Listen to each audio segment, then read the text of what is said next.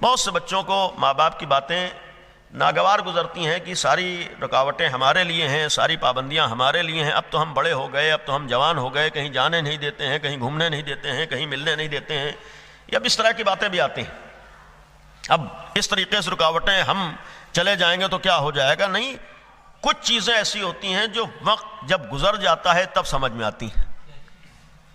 ہمارا دین یہ کہتا ہے کہ جب وقت گزر جائے تو اس وقت تمہیں پچھتانا نہ پڑے، اس لیے وقت پر ماں باپ کی بات مان لو۔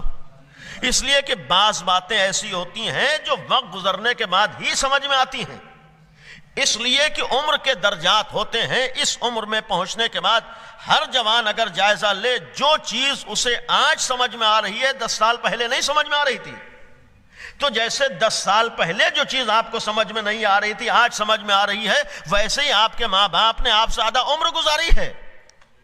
جو باتیں آج آپ سمجھ رہے ہیں 20 سال کے بعد اس میں تبدیلی آئے گی۔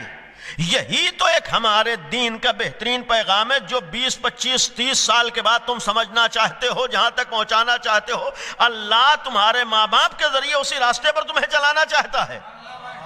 ماں باپ کے باتوں کا مطلب یہ نہیں ہے 20 30 سال کے تجربات جو ابھی ہمارے نہیں ہیں۔ دین یہ کہہ رہا ہے ماں باپ کی زندگی میں اپنی زندگی کے تجربات بھی ہوا کرتے ہیں۔